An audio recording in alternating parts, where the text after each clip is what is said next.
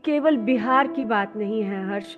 ये बार बार जो चुनाव हो रहे हैं हमारे देश में, कम से कम 2019 से जो चुनाव हो रहे हैं, लगातार सवाल उठ रहे हैं निष्पक्षता पर इलेक्शन कमीशन की। लोग इस सिलेक्टिव एक्शन को बहुत अच्छे से समझ गए हैं कि चुनाव आयोग का जो रवैया है वो ऑपोजिशन की तरफ कुछ और हो चुका है और जो रूलिंग पार्टी है उसकी तरफ और हो गया है। बिहार इलेक्शन एक्चुअली उसके बाद में जो 24 के इलेक्शन के बाद महाराष्ट्र, हरियाणा और झारखंड में इलेक्शन हुए। तो मैंने कभी एक एक लेख लिखा था, तो उसमें मैंने साफ कर दिया था कि बीजेपी कभी भी इलेक्शन हारेगी नहीं इसके बाद के, जब तक वो खुद ना चाहे। इसमें कोई शुबा नहीं कि ऑपोजिशन को जितना करना चाहिए वो नहीं कर रही, मगर हम लोग अपनी ही बात को भी कॉन्ट्रोडिक्ट कर रहे हैं। अगर हम ये कह रहे हैं एक तरफ कि बहुत ही अनइक्वल प्लेइंग फील्ड है, 90% पैसा इनके पास है, इलेक्टोरल बॉन्ड्स इनके पास हैं, पीएम केयर्स इनके पास है, डायस्पोरा से पैसा इनके पास आता है, तो अब ये उम्मीद करना कि इन हालात में ऑपोजिशन एक बारगी बहुत बहुत कोई एक ड्रामेटिक काम कर सकती, मेरे ख्याल में हम लोग जो जो इस रजीम की सख्तियां हैं उसको नहीं समझ रहे हैं। तानाशाही ताकतें जब भी बहिष्कार होता है चुनाव का, वो बड़ी होती दिखाई देती है। विपक्ष हटते ही सत्ता पक्ष बिना मुकाबले जीत जाता है और जनता ने हमें चुना है कहकर दमन और बढ़ा देता है। चुनावी मैदान छोड़ना एक राजनीतिक आत्महत्या होती है। वो वीक है, उनके खिलाफ पूरा तंत्र खड़ा है, ये हम सब मानते हैं। लेकिन political parties can't just come and से कि वोट चोरी हो गई है और उसके बाद हम घर जा रहे हैं, उसके बाद आप देख लीजिएगा, आप आके वोट कर जाइएगा, वो तो चोरी तो हो ही गई है वोट की। There has to be a commitment and an imagination that goes beyond just coming and telling us कि ये हो रहा है।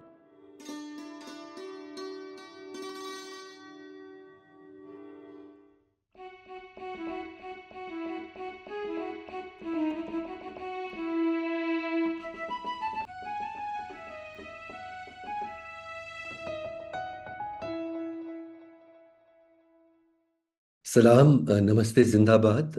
मैं हर्षमंदर हूँ। कारवान मोहब्बत और स्क्रोल की साझेदारी से हम लोग एक सिलसिला शुरू किया है देश के हालात के बातचीत की। और ये दाग दाग उजाला फैज़ अहमद फैज़ की के नज़म पे इस बातचीत का सिलसिला चलता है। आज हम लोग मिले हैं बिहार का जो चुनाव अभी उसके रिजल्ट्स घोषित हुए हैं। एक आंधी के किस्म से देश भर में इसका असर पड़ा है, लेकिन देश के लोकतंत्र, देश की राजनीति, देश का भविष्य एक तरह से कहाँ जा रहा है देश, आम नागरिक के लिए ये जो नतीजे हैं और जिस तरह से ये चुनाव प्रक्रिया चली, हम क्या, नागरिक क्या इससे सीखे, जो ऑपोजिशन पार्टीज हैं उनके लिए क्या रास्ते सामने हैं। इस तरह के सवालों पे हम लोग आज बातचीत करने इकट्ठा हुए हैं। मैं बहुत आभारी हूँ कि तीन ऐसे विशेषज्ञ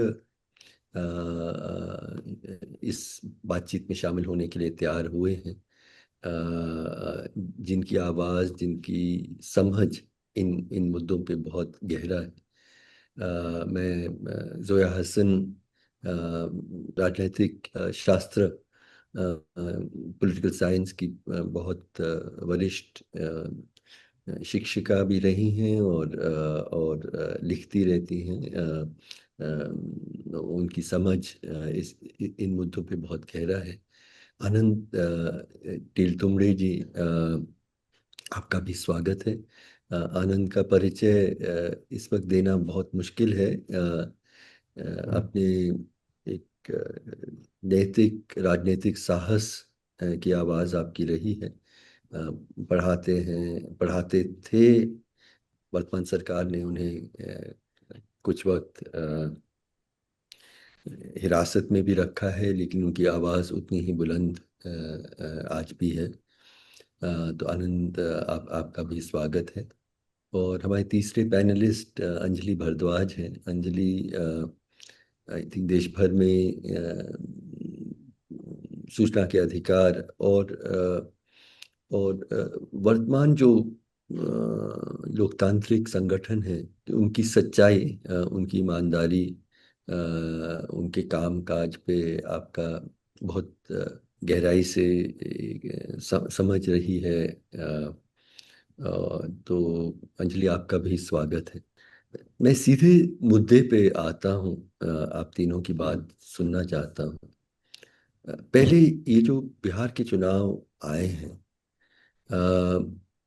जो बीजेपी, एनडीए, जेडीयू, उन्होंने भी जिस जिस तरह दावा किया था कि उनकी कामयाबी होगी, उससे भी बहुत बढ़ के ये कामयाबी हुई है। लेकिन इससे पहले पिछले कुछ महीनों से बहुत कुछ हुआ है। जो इलेक्शन कमीशन है, उन्होंने जिस तरह से अचानक फैसला किया कि बहुत कम वक्त में पूरे जो वोटर्स लिस्ट है उसका स्पेशल इंटेंसिव रिवीजन होगा। और उस प्रक्रिया में बहुत सारी कमियां दिख रही थी। राहुल गांधी ने कई बार प्रेस कॉन्फ्रेंसेस किए, इन इन इन मुद्दों पे सवाल उठाए, लेकिन इलेक्शन कमीशन ने ज़रूरी नहीं समझा कि उन सवालों का कोई वो जवाब भी दे। और ये ये डर उठा बहुत सारे लोगों के मन में कि खास करके जो पिछड़ी जातियों के लोग, गरीब लोग, प्रवासी लोग और मुस्लिम समाज के लोगों के बड़ी संख्या में उनके नाम काटे गए, क्योंकि वो लोग बीजेपी, जेडीयू के लिए शायद वोट नहीं देते।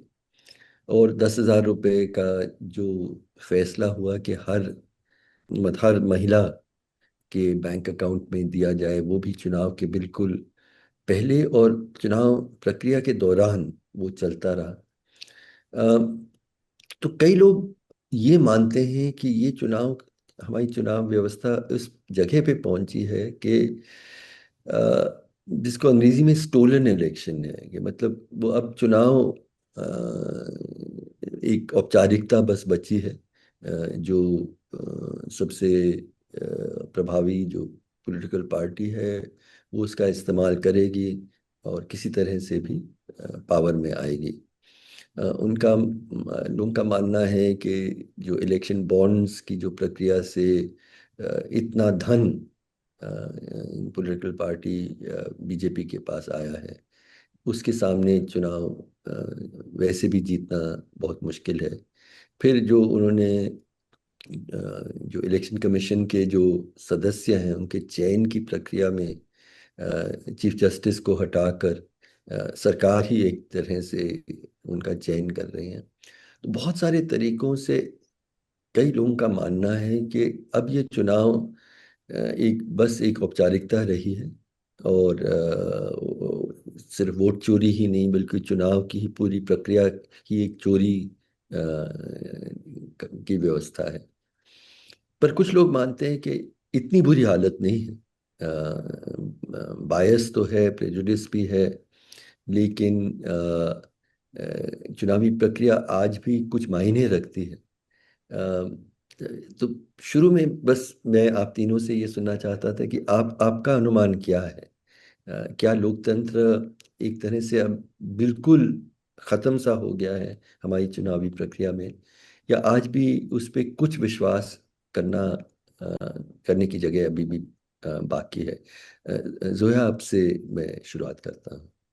बहुत बहुत शुक्रिया कि आपने एक अहम मजमून पे ये पैनल डिस्कशन रखा है बहुत सही वक्त पे। आपके इस सवाल का जवाब ये है कि देखिए, जमहूरियत खतरे में है, मगर ये कहना कि जमहूरियत हिंदुस्तान में ख़त्म हो गई, ये मेरे ख्याल में शायद ज़रा एक एक्सट्रीम स्टेटमेंट होगा।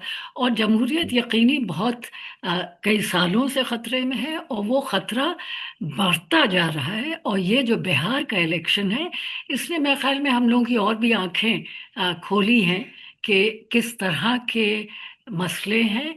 और इसमें जो जो सबसे बड़ा जो है, देखिए, जहाँ तक फॉर्मल डेमोक्रेसी का ताल्लुक है, हम अब तो सभी कहते हैं कि हिंदुस्तान में सब्सटैंटिव डेमोक्रेसी तो नहीं है, मगर इलेक्टोरल डेमोक्रेसी है। और मगर अब जो हो रहा है पिछले कुछ सालों से, और पिछले 2-3 जो असेंबली इलेक्शंस हुए, उससे लगता है कि इलेक्टोरल डेमोक्रेसी भी एक तरह से डगमगा रही है। और उसके डगमगाने की सबसे बड़ी 2-3 वजह हैं, जिसकी तरफ आपने इशारा किया। एक तो एक तो ये जो पूरा इंस्टीट्यूशनल कंट्रोल है, या बल्कि जिसको बहुत से लोग कहते हैं इंस्टीट्यूशनल कैप्चर। और उसमें सबसे जो अहम इंस्टीट्यूशन इलेक्शंस के लिए है, वो है इलेक्शन कमीशन ऑफ इंडिया। और इलेक्शन कमीशन ऑफ इंडिया का जब से पूरा अपॉइंटमेंट का प्रोसेस बदला गया, जिसमें के सुप्रीम कोर्ट के सुप्रीम कोर्ट के वर्डिक्ट के बावजूद गवर्नमेंट ने ये तय किया कि उसमें चीफ जस्टिस को नहीं रखा जाएगा, प्राइम मिनिस्टर और प्राइम मिनिस्टर एक कैबिनेट मिनिस्टर को नॉमिनेट करेंगे और लीडर ऑफ द ऑपोजिशन। तो जाहिर है वो एक तरह से बहुत हद तक बिल्कुल एग्जीक्यूटिव कंट्रोल्ड कमीशन हो गया। तो ये एक, और जो हम लोग जो देख रहे हैं, जो अपॉइंटमेंट्स हुए हैं, और ख़ास तौर पे जो इलेक्शन कमीशन का जब से Gyanesh Kumar chief election commissioner हुए हैं, और दो उनके साथ जो कमिश्नर्स अपॉइंट हुए, तो पूरा जो कमीशन है उसका एक पॉलिटिकल बायस बिल्कुल नुमाया है। और उनकी, हम लोगों को कोई एविडेंस देने की ज़रूरत नहीं, उनका खाली अगर कोई एक भी प्रेस कॉन्फ्रेंस जो चीफ इलेक्शन कमिश्नर देते हैं, जब भी ऑपोजिशन कोई सवालात उठाते हैं, तो उनके उससे ही बिल्कुल ये बिल्कुल साफ जाहिर हो जाता है कि वो बिल्कुल गवर्नमेंट के हक में बोल रहे हैं। और दूसरी बात, ये सबसे दिलचस्प बात ये होती है कि वो इलेक्शन कमीशन अपने को कम डिफेंड करता है, रूलिंग पार्टी उनको ज्यादा डिफेंड करती है। तो एक तो इलेक्शन कमीशन का मामला, दूसरा बिग मनी जिसकी तरफ आपने इशारा किया। और देखिए, इस वक्त जो बिहार के इलेक्शन में हुआ है, एक तो इलेक्टोरल बॉन्ड्स का तो है, ये तो बिल्कुल सबको ही मालूम है कि तकरीबन 90% इलेक्टोरल बॉन्ड्स रूलिंग पार्टी को गए। और मगर सिर्फ इलेक्टोरल बॉन्ड्स नहीं, उनके पास और बेइंतहा लातादाद पैसा है। तो वो, मगर इस इलेक्शन में ये उन्होंने किस हद तक इलेक्टोरल बॉन्ड्स का इस्तेमाल किया है, ये तो हम लोगों को मालूम नहीं। ये तो उन्होंने गवर्नमेंट का पैसा, गवर्नमेंट मनी, पब्लिक मनी का इस्तेमाल हुआ, इसीलिए। और जिस तरह से हुआ है, जाहिर है, देखिए, हम और आप, जो हम लोग को मालूम है कि हिंदुस्तान में कितना इकोनॉमिक डिस्ट्रेस है, और ख़ास तौर पे रूरल इंडिया में, और ख़ास तौर पे बिहार में, जहाँ पर कैपिटा इनकम खाली 6,000 है। तो जाहिर है वहाँ पे अगर आप कैश ट्रांसफर देंगे, तो उस पे एतराज करना बहुत मुश्किल होता है। मगर अगर आप उस कैश ट्रांसफर को एक इलेक्शन शेड्यूल से 10 दिन पहले करें, और उससे ज्यादा जो बड़ी बात है कि जब आचार संहिता इफेक्ट में है, उसके बाद ये सारे डिस्ट्रीब्यूशन और डिसबर्समेंट्स हुए, और कुछ अपोजिशन के एमपीज ने इलेक्शन कमीशन से इसके बारे में कंप्लेंट भी किया। मगर इलेक्शन कमीशन का फिर बहुत इंटरेस्टिंग रिस्पांस था। उन्होंने कहा ये तो ऑन गोइंग है, क्योंकि ये 10 दिन पहले अनाउंस हुआ था। मगर माफ कीजिएगा, मगर हम लोगों को याद रखना चाहिए कि जब राजस्थान में असेंबली इलेक्शंस हो रहे थे, जो आखिरी असेंबली इलेक्शंस हुए, वहाँ पर भी इसी तरह के प्रोग्राम्स थे शायद। अब मुझे ये नहीं याद है कि वो कैश ट्रांसफर था या नहीं, मगर किसी तरह के वेलफेयर प्रोग्राम्स थे। और इलेक्शन कमीशन ने मना किया। और मैंने कहीं और भी पढ़ा कि कर्नाटका असेंबली इलेक्शन में भी गालिबन कुछ इसी तरह की वो था। और उसके ऊपर उसको मना किया गया। तो ये 3 पुराने चीजें हैं। प्रोग्राम्स और पुराने चौथी एक चीज मैं बस और कहूंगी, और जिसका आपने इशारा किया, जो जाहिर है जो कि एलिफेंट इन द रूम है, but not really, not know more really invisible, और वो है SIR। मेरे ख्याल में SIR बेइंतहा प्रॉब्लमेटिक है, क्योंकि उन्होंने जिस तरह से सिलेक्टिव टारगेटेड डिलीशंस किए और एडिशंस भी किए हैं। तो ये जो अच्छा, और अब ये मेरे ख्याल में हम लोगों को सब मतलब आम सिटीजन्स और सबके लिए, और हिंदुस्तान की जमहूरियत के लिए जो मसला है वो ये कि अब यही SIR जो है अब 12 और स्टेट्स में होगा। तो पूरा जो इलेक्शन का जो इलेक्शन फील्ड जो है वो लेवल नहीं है, वो इक्वल नहीं। ये है मसला, मुझे लगता है कि इतना ब्लेटेंट स्ट्रक्चरल बायस है, जो कि ऑपोजिशन के लिए अब इलेक्शन लड़ने में जाहिर है बहुत बहुत कंस्ट्रेंट्स है। उनकी बहुत सी गलतियां हैं, देखिए ये हम लोग नज़रअंदाज नहीं कर सकते।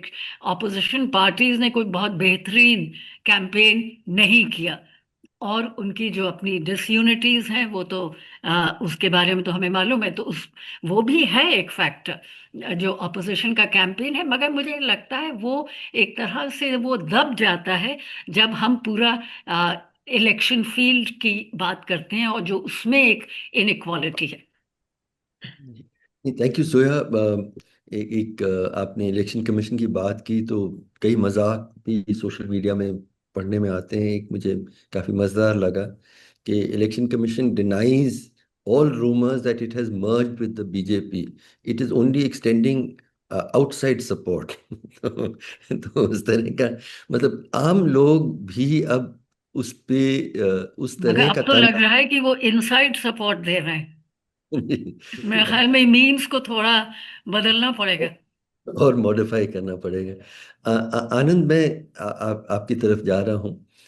इस स्टेज पे मैं बस इतना सवाल है कि आपको अ, को कुछ यकीन बचा है जो इस चुनावी प्रक्रिया में जो हम बिहार में देखें। मेरे ख्याल से ये जो धांधलियां हो रही है चुनावी प्रक्रिया में, वो 2014 से ही हो रही है। और इसके बारे में विपक्ष ने सतर्क होना चाहिए था। विपक्ष ने अपनी भूमिका बिल्कुल की नहीं। 2014 में उन्होंने जब से ये सेंटर में अपना पावर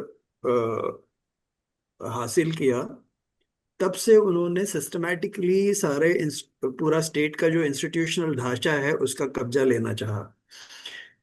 बाद में सिविल सोसाइटी का भी जहां तक हो सके उन्होंने कब्जा लिया, by selectively putting people in jail, so they terrorize this civil society also। कुछ कुछ अहम बातें हैं। ये इंस्टीट्यूशंस है, जैसे कि सब लोग बोलते हैं कि उन्होंने किस तरह चुनावी प्रक्रिया को ध्वस्त किया। जैसे ईडी है, इस ईडी का दुरुपयोग, CBI, ईडी, NIA वगैरह का दुरुपयोग, उसको लेकर उन्होंने काफी कुछ धांधलियां की है। जो स्टेट के इलेक्शंस थे, जैसे महाराष्ट्र में हुआ था, और दूसरे भी राज्यों में हुआ था, कि विपक्ष के लोगों को एक तो दहशत देकर या तो पैसे देकर उनको बीजेपी में लेना, और उनके ऊपर के जो चार्जेस है उनको निकाल देना। ये सारी बातें एकदम स्पष्ट रूप से हो रही थी। लेकिन इसका जो प्रतिरोध है, विपक्ष ने जो कमेंसुरेट लेवल पे होना चाहिए, जितनी आवाजें उठाना चाहिए था, वो उतना कुछ करने में वो असफल रहे। अभी आगे चलकर बातें आती हैं कि कुछ कुछ इंस्टीट्यूशंस है वो उससे भी अहम है, जैसे कि अपनी न्याय व्यवस्था है, जैसे कि अपनी चुनावी व्यवस्था है। सो इनके भी कंट्रोल के लिए बीजेपी ने कोई कसर छोड़ नहीं रखी। आप अगर सुप्रीम कोर्ट के वर्डिक्ट को अगर आप जायजा ले पिछले कई कई सालों का, तो जहां तक स्टेट का सवाल आता है, जो स्टेट के इंटरफेसेस के जो केसेस है, उसमें अगर आप अ, उनके जजमेंट का अगर जायजा लें, तो ऐसे दिखाई देगा कि सारे सुप्रीम कोर्ट भी बहुत सारे संदेहात्मक काइंड ऑफ जजमेंट्स हो रहे हैं। उदाहरण के तौर पे अयोध्या जजमेंट एक्सेट्रा। अब बात बारी आती है चुनावी आयोग की। चुनाव आयोग जो इस अपना चीफ इलेक्शन कमीशन है, वो एक डेमोक्रेसी का एक अहम इंस्टीट्यूशन है। उसी के तौर पे अ, हम लोग बोल सकते हैं कि लोगों के जो वोट्स है उनकी अहमियत है, और लोगों ने चुनी हुई सरकार बनाते हैं। लेकिन अगर चुनावी आयोग की ही प्रक्रिया में अगर धांधली हो, जैसे कि 23 में उन्होंने एक एक्ट ला लिया, अभी जैसे जोया जी ने कहा कि वो एक, तो मैंने आखिरी क्या बोलते हैं, last straw on camel's back, उस तरह से हो गया कि उसी को उन्होंने कब्जा कर लिया था। उसके पहले 2014 से हम देखते हैं कि चुनावी प्रक्रिया कोई बहुत साफ रही नहीं। लेकिन उस ये 23 एक्ट के बारे में, और उसके उसकी मिसाल है कि उन्होंने जिस तरह के लोगों को उसको अपॉइंट किया है, वो एक मिसाल है कि पूरी की पूरी प्रक्रिया को है वो हाईजैक करना चाहते हैं, और उन्होंने हाईजैक कर लिया है। 24 में क्या हुआ कि बीजेपी को पहले को एक धक्का सा दिखा कि वो इलेक्शन हार सकते हैं। उन्होंने they actually had a brush with defeat. अगर नीतीश कुमार और पैसों से चंद्राबाबू नायडू, इन लोगों को उन लोगों का सपोर्ट वो हासिल नहीं करते, तो एक्चुअली सेंटर में वो पावर गंवा दे सकते थे 24 में। तो उन्होंने अभी ये ठान लिया कि किसी भी तरह हो, सारी सारी ओर से हम फोर्टिफाई कर देंगे कि हम कभी भी इलेक्शन हारेंगे नहीं। और बिहार इलेक्शन एक्चुअली उसके बाद में, जो 24 के इलेक्शन के बाद महाराष्ट्र, हरियाणा और झारखंड में इलेक्शन हुए, तो मैंने कभी एक एक लेख लिखा था, दो लेख लिखे, एक स्क्रोल में लिखा था, और 17 में जिस दिन बिहार के नतीजे आने वाले थे उस दिन द वायर में मेरा एक कॉलम छपा। तो उसमें मैंने साफ कर दिया था कि बीजेपी कभी भी इलेक्शन हारेगी नहीं इसके बाद के, जब जब तक वो खुद ना चाहे। क्योंकि वो कभी ना कभी इलेक्शन हार भी सकती है, उसकी लेजिटिमेसी रखने के लिए, लोगों के नजर में ये दिखाने के लिए कि अभी भी डेमोक्रेसी जिंदा है। और ये भी कि उनके जो कैडर्स है उनको समथिंग लाइक व्हाट अबाउटरी के लिए कुछ बेसिस देने के लिए। तो जैसे कि झारखंड में उन्होंने हार दिया, तो इस तरह के इलेक्शन हार सकती है। लेकिन अभी बिहार का इलेक्शन उनके लिए बहुत बहुत महत्वपूर्ण था। और उसी के पहले हम लोग मैंने तो डिक्लेयर ही कर दिया था कि चाहे कितना भी ऊट पटांग करे, कुछ होने वाला नहीं है, अभी वो तो इलेक्शन जीतेगा ही।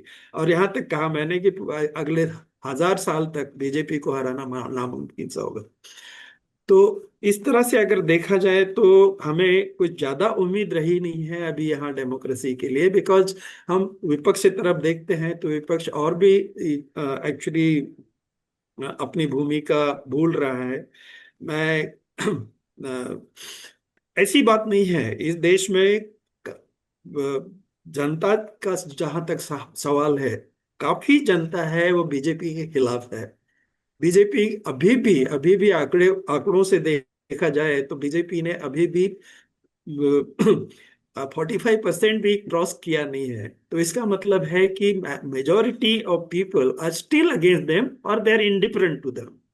सो all this kind of thing, ये जो विपक्ष अगर चाहे तो इन लोगों को अपना बेस बनाकर मोबिलाइज कर सकता है। बहुत सारी बात जो उनके जो भक्त लोग हैं उनकी एक संख्या छोड़ दिया तो बहुत सारे लोग हैं वो बीजेपी के खिलाफ बन सकते हैं, लेकिन ये काम जो करना है वो विपक्ष का होता है। हमारे जो इंटेलेक्चुअल्स है, पब्लिक इंटेलेक्चुअल जो कहते हैं, उनका होता है कि उनको भी सतर्क रह के विपक्ष को कुछ बताएं क्या ये है, जनता को भी बताएं, उनको उजागर करें। लेकिन हो क्या रहा है देश में कि जो भी पॉपुलिस्ट मेजर है जिनके तरफ क्या आप ऑपेड पेज देखिए न्यूज़पेपर्स के वगैरह, द काइंड ऑफ आर्टिकल्स या जो एडिटोरियल पेज पे सारा कुछ लेख आते हैं, वो ऐसे होते हैं कि जैसे बिजनेस एज यूजुअल है, कुछ इस देश में कुछ बदला नहीं है।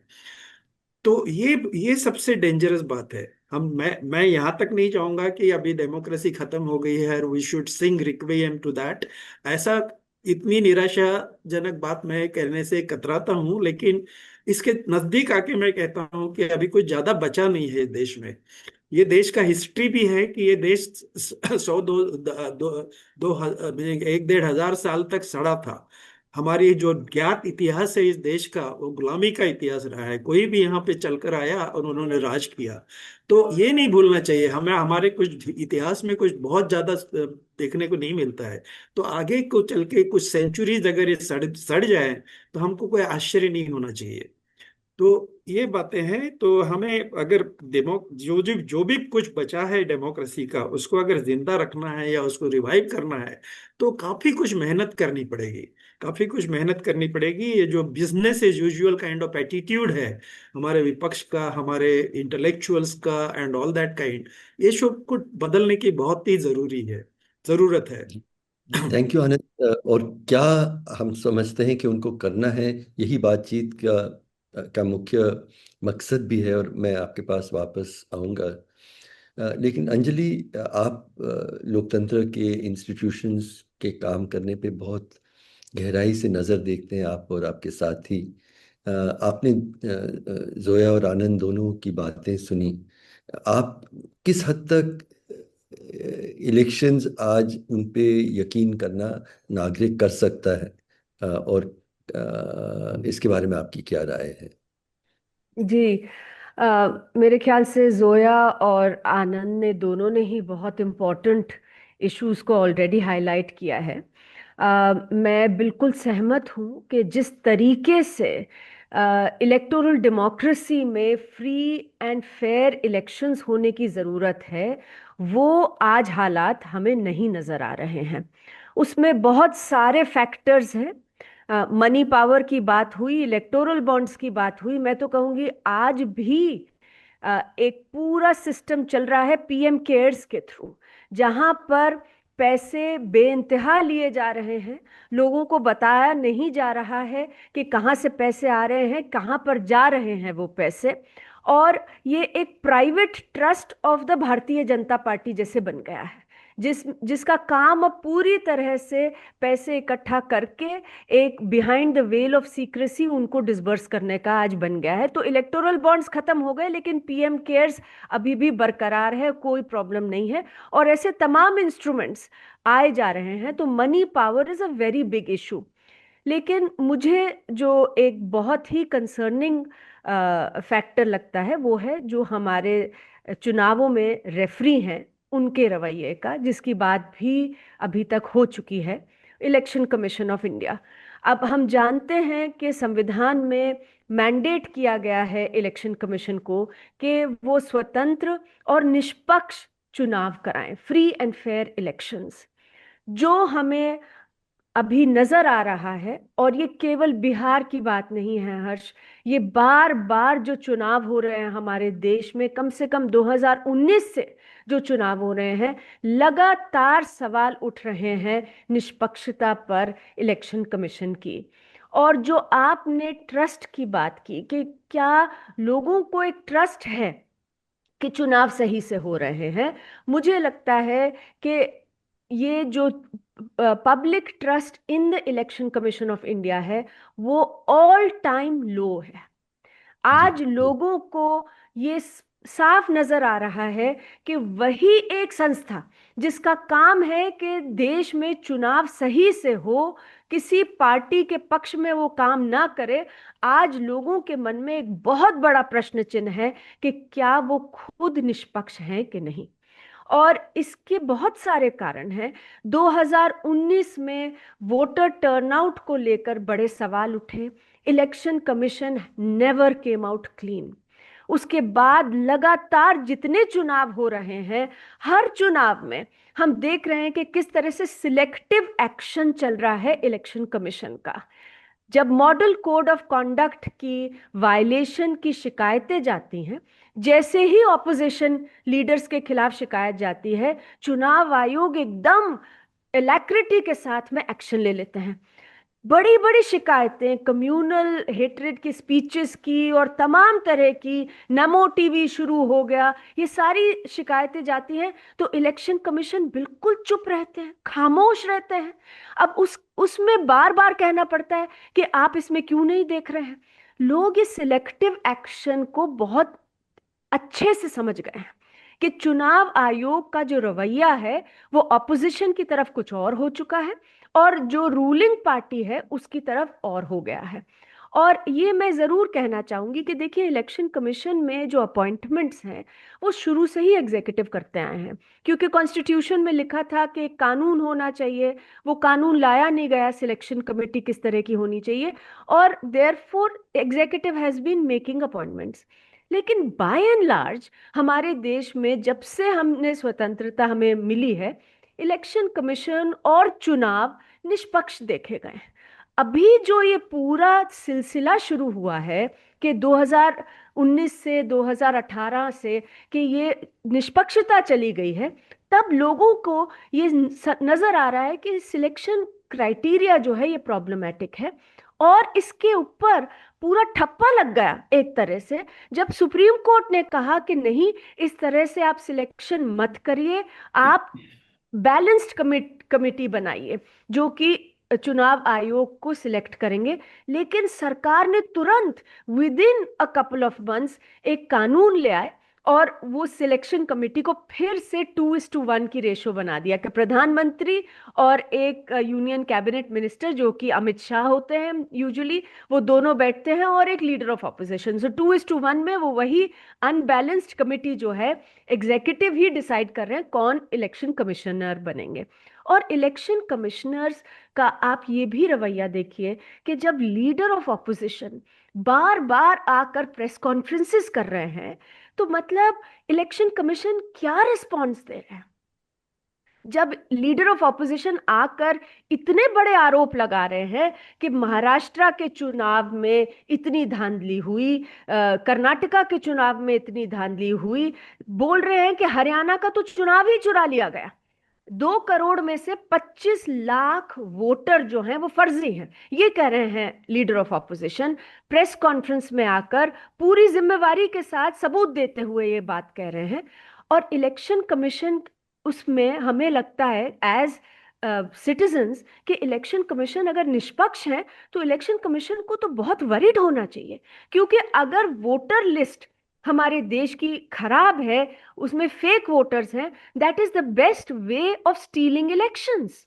मतलब ये हम सब जानते हैं कि voter list is the underbelly of elections. अगर वोटर लिस्ट में धांधली कर ली तो चुनाव कराने का फायदा ही नहीं रह गया। आप लोगों के नाम डिलीट कर दीजिए स्ट्रेटेजिकली और ऐड कर दीजिए उसमें, और फिर आप चुनाव कितने भी कराते रहिए, चुनाव के रिजल्ट तो आप पहले से तय कर सकते हैं। अब ऐसे में इलेक्शन कमीशन से उम्मीद तो यही होती है कि अगर इतने गंभीर आरोप हैं तो इलेक्शन कमीशन तुरंत कहेंगे कि हम तो इस पे इन्वेस्टिगेशन करेंगे, ऐसा ना हो कि इसमें कुछ सत्य हो। लेकिन इलेक्शन कमीशन कहते हैं आप पहले क्यों नहीं आए, आप अब क्यों आ रहे हैं। इलेक्शन कमीशन कहते हैं आप अब आ रहे हैं तो आप एफिडेविट दीजिए, हम तो ऐसे नहीं मानेंगे, हम कोई एक्शन नहीं लेंगे। इलेक्शन कमीशन कहते हैं ये बेबुनियादी बातें कर रहे हैं। भाई, election commission, how can it react in this manner and then still have the trust of the people. लोग देख रहे हैं ना, मतलब जा रही है ये सारी पिक्चर्स जो प्रेस कॉन्फ्रेंसेस हो रही हैं उसकी पूरे देश भर में। ठीक है, मेन स्ट्रीम मीडिया तो हमारे देश का हम जानते हैं उसका क्या हाल हो चुका है, लेकिन सोशल मीडिया के थ्रू आज भी लोग देख रहे हैं उसे, और इलेक्शन कमीशन का रिस्पॉन्स भी देख रहे हैं वो। तो हर्ष, आई फील दैट जिस तरीके से जो मेन इंस्टीट्यूशन जिसका काम है कि देश में निष्पक्ष और स्वतंत्र चुनाव हो, वो आज जिस तरीके से रूलिंग पार्टी के साथ खड़े दिख रहे हैं, लोगों के साथ खड़े होने की बजाय, क्योंकि इलेक्शन कमीशन का सरोकार तो देश में डेमोक्रेसी में लोगों के साथ होना चाहिए, लोकतंत्र में। तो लोगों की बजाय आज कहीं नजर आ रहा है कि रूलिंग पार्टी के साथ के कॉर्नर में खड़े हुए हैं इलेक्शन कमीशन। और मुझे लगता है कि इससे ज्यादा गंभीर बात कोई नहीं हो सकती किसी इलेक्टोरल डेमोक्रेसी के लिए। क्योंकि अगर मैच चल रहा है और रेफरी एक टीम ही चुन रही है और वो उस टीम के साथ में ही खड़े हैं, और लोगों को कुछ चीजें साफ नजर आ रही हैं, कोई कह रहे हैं कोई आउट हो गए हैं, वो कह रहे हैं नहीं नहीं हम नहीं देख रहे अभी, तो फिर तो कोई ट्रस्ट का क्या बात रह जाएगी चुनाव में। और उसी मकाम पे हम हैं। Only to just finish by saying that, देखिए फ्रॉड हुआ कि नहीं हमारे बिहार के इलेक्शन में, फ्रॉड हुआ कि नहीं हरियाणा के इलेक्शन में, ये सारी चीज़ों को कहने के लिए एक प्रॉपर इन्वेस्टिगेशन की ज़रूरत है, जो बिल्कुल भी हमारे देश में होती नहीं नजर आ रही। पर ये तो क्लियर है कि लेवल प्लेइंग फील्ड नहीं है।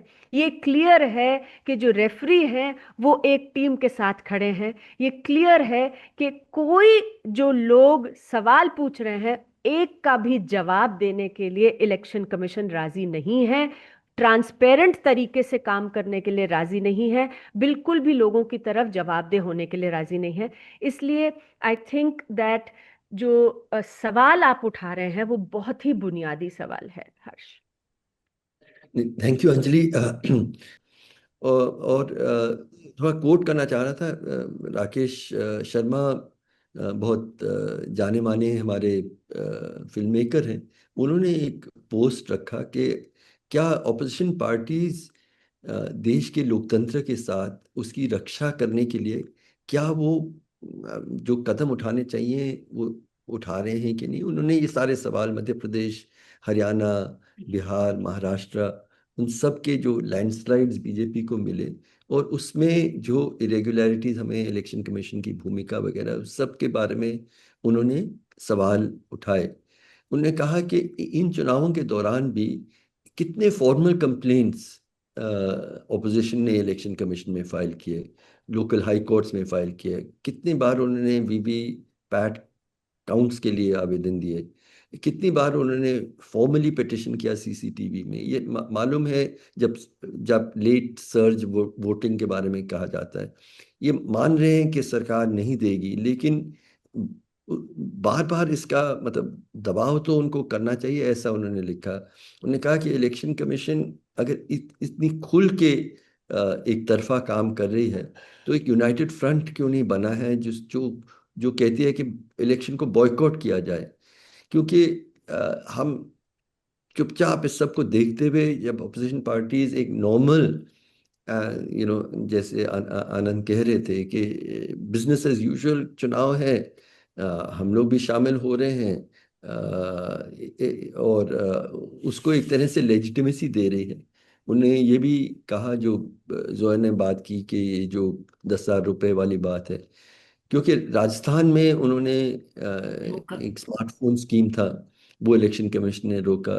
तेलंगाना में राइतु बंधु स्कीम था जो 2018 से चल रहा था, वो भी बंद किया गया। आंध्रा में एक डीबीटी स्कीम था वो भी पुराना था, वो रोका गया। नवीन पटनायक उड़ीसा में जो उनके पुराने स्कीम्स के उसको भी रोका गया। लेकिन ये 10,000 रुपये चुनाव के दौरान जब हो रहा था उसमें कुछ नहीं रोका। तो उन्होंने सवाल उठाया कि क्या ऑपोजिशन ने जिस तरह का विरोध करना चाहिए वो क्यों नहीं कर रही है, और इस तरह से क्या वो लोकतंत्र का के प्रति उनकी जो जिम्मेदारी है क्या वो निभाने में अक्षम हो रहे हैं। अंतिलटुमने जी ने भी एक इम्पोर्टेंट आर्टिकल लिखा जहाँ पे उन्होंने कहा कि जब ऐसे हालात दिख रहे थे जहाँ पूरे इलेक्शन प्रोसेस ही बिहार में एक तरह से इतना वन साइडेड हो रहा है, तो इलेक्शन कमीशन को ऑपोजिशन पार्टीज को बॉयकॉट करना चाहिए था इलेक्शन, ऐसा अपने जिक्र किया। और अगर हम ना नहीं करें तो जहाँ टर्की में या बांग्लादेश में जैसे हालात आगे थे, जहाँ पे सबको मालूम था एक ही पार्टी को जीतना है, वो हालत में क्या हिंदुस्तान हम जा रहे हैं अगर एक अपोजिशन पार्टी सही कदम नहीं उठाए। मैं आनंद से ही शुरू करना चाहता हूं, आपकी क्या राय है इसमें? इस स्थिति में मुख्य बातचीत यही है कि जब लोकतंत्र और लोकतंत्र की प्रक्रिया, चुनावी प्रक्रिया इतने खतरे में है, तो हम तीनों से सुनना चाह रहे हैं। आप कह रहे थे पब्लिक इंटेलेक्चुअल्स को भी अपनी आवाज उठानी चाहिए। हम लोग मिल के हमें क्या मांग करनी चाहिए अपने ऑपोजिशन पार्टीज से इस वक्त? आनंद। मेरा रोष उस आर्टिकल में ये था कि विपक्ष जो है हमारा, उसकी जो भूमिका होनी चाहिए वो शुरू से ही उन्होंने निभाई नहीं है लोगों के प्रति। तो इसी वजह से ये एक्चुअली विपक्ष भी हमको एक कॉन्फिडेंस नहीं दे रहा है कि वो डेमोक्रेसी को यहाँ पे सही मायने में जिंदा रखना चाहता है, जिंदा देखना चाहता है। जो रूलिंग पार्टीज है उन्होंने तो सारा कुछ इसको तमाशा बना रखा है, सारा कुछ यहाँ कुछ ऐसे चीज छोड़ी नहीं है जिस they have not left any stone unturned to kill democracy. They do not believe in democracy as a matter of fact ideologically. So उनके बारे में कहना कुछ ज्यादा ये नहीं है। लेकिन जो लोगों का विश्वास अभी डेमोक्रेसी में बचा है, तो उन लोगों की जिम्मेदारी बनती है कि उसको किसी तरह जिंदा रखना चाहिए, या उसको जो ओवरचर्स है बाकी रूलिंग पार्टी के, उसको रेजिस्ट करना चाहिए। तो वो होता नजर नहीं आ रहा है। इसका चुनाव बहिष्कार करे या ना करे, ये बात एक्चुअली स्ट्रेटेजिक चॉइस है। इसका कोई फॉर्मूला नहीं होता है कि हम अगर देखते हैं तो suddenly somebody will jump to चुनाव बहिष्कार। चुनाव बहिष्कार is a very difficult process and historically ऐसे प्रूव हुआ कि चुनाव बहिष्कार से कुछ होता नहीं है। वो भी एक ऐसी ये है कि बहुत सारे उदाहरण है। जैसे तानाशाही ताकतें जब भी बहिष्कार होता है चुनाव का, वो बड़ी होती दिखाई देती है। विपक्ष हटते ही सत्ता पक्ष बिना मुकाबले जीत जाता है और जनता ने हमें चुना है कहकर दमन और बढ़ा देता है। इंदिरा गांधी ने 76 में स्थानीय चुनाव में यही किया, मार्कोस ने फिलीपींस में यही किया। हर निरंकुश सत्ता से यह पैटर्न जुड़ा हुआ है। बहिष्कार राजनीति जगह स्थायी रूप से छोड़ देना, ये ये कोई एक्चुअली पर्याय बनता नहीं है। चुनावी मैदान छोड़ना एक राजनीतिक हत्या, आत्महत्या होती है। भारत में किसी भी बहिष्कार ने कभी सत्ता का कमजोर नहीं किया है। हमारे पास भी कभी उदाहरण थे, जैसे कश्मीर, आसाम 80 के दशक में, और त्रिपुरा ने बहिष्कार का प्रयोग किया था, लेकिन उससे कुछ हुआ नहीं। और जनता को भी इसका फर्क पड़ता नहीं है, क्योंकि जो जोर से बोलता है वो जनता उसकी सुनती ही रहती है। तो इससे भी उसका कुछ फायदा होता नहीं है। लेकिन जब जो विकल्प है इसका, इस आज के दौर में इसका विकल्प एक ही हो सकता है कि उसका पॉलिटिकल कोई रिस्पॉन्स खड़ा करे, विपक्ष खड़ा करे, और वो उनसे हो नहीं रहा है। तो ऐसे माहौल में अगर यही होना है तो फिर एक तरह से वो स्टेट जो वोटिंग का बाइकॉट है या इलेक्शन का बाइकॉट है, उसका एक स्टेटमेंट तो भी बन जाता है लोगों को कि ओके, हम लोगों से ये माहौल ऐसा हो गया देश में कि हम कुछ नहीं कर सकते हैं, हमें कुछ मीनिंग ही नहीं रह चुका है, यहाँ पे कुछ भी होने वाला नहीं है, तो हम वोटिंग ही चुनाव का ही बहिष्कार करते हैं। तो at least this is something like a last statement they can make and to the world also, because ये जो सत्ताधारी लोग हैं, जो ऑटोक्रेटिक फोर्सेस है, उनको इंटरनेशनल इमेज का बड़ा पड़ा रहता है। हमारे भी जो ये रेजीम है, उसको भी हमारे देश से ज्यादा विपक्ष के बाहर के देश क्या हमारे बारे में ख्याल रखते हैं, उसकी ज्यादा पड़ी रहती है। तो इसलिए probably this could be a statement, but this is I am not jumping on उस लेक में। मैंने ये निर्देश जरूर किया है कि वोटिंग अगर उनसे कुछ भी नहीं होता है तो ये चुनाव का बहिष्कार भी एक एक विकल्प हो सकता है करके। But I am bit cautious also that ये कोई आसान तरीका नहीं है, बिकॉज उससे वो जो टोटलिटेरियन फोर्सेस है उनको ही बढ़ावा मिलता है, उनको ही पूरा कंट्रोल मिल जाता है देश का, और उनको कुछ करने की जरूरत नहीं होती है। विकल्प आनंद होता है कि जनता को जगाना। आनंद आप कह रहे हैं कि सॉरी, आप कह रहे हैं कि वोटिंग का बहिष्कार एक तरह से आत्महत्या है, लेकिन कभी कभी वही जब और कुछ नहीं कर सकते तो वो एक जेस्चर कम से कम उसका कुछ तो प्रभाव होगा। लेकिन वोटिंग बॉयकॉट ना करें तो क्या करना चाहिए? दो चार चीजें आप रखना चाहें ऑपोजिशन के सामने कि हम क्या अपेक्षा करते हैं कि जो ऑपोजिशन पार्टीज आज भी लोकतंत्र पे यकीन रखते हैं, इस हालत में उन वो क्या स्टेप्स लें, यही मैं आपसे और फिर जोया और अंजलि से भी सुनना चाह रहा हूँ। मैंने कहा ही है कि इसका एक ही विकल्प है, एक पॉलिटिकल विकल्प ये हो सकता है कि जनता को जगाना, जनता को मोबिलाइज करना। तो तो उसके क्या एक दो मैंने क्या स्टेप्स हो सकते हैं? जैसे विकल्प को जो जितनी भी अभी ताकत रही है, मैंने पहले भी अपने इसमें आपको इससे वाकिफ किया कि अगर पूरा इसका जायजा ले तो मेजॉरिटी जनता जो है वो बीजेपी के साथ है ऐसा दिखाई नहीं देता है। अभी भी विपक्ष विपक्ष को कॉन्फिडेंस होना चाहिए कि उनके साथ अगर वो बिहेव करे तो उनके साथ मेजॉरिटी लोग है। तो वो कहाँ पे ये मेजॉरिटी है, इसको इन्होंने मोबिलाइज करने की जरूरत थी।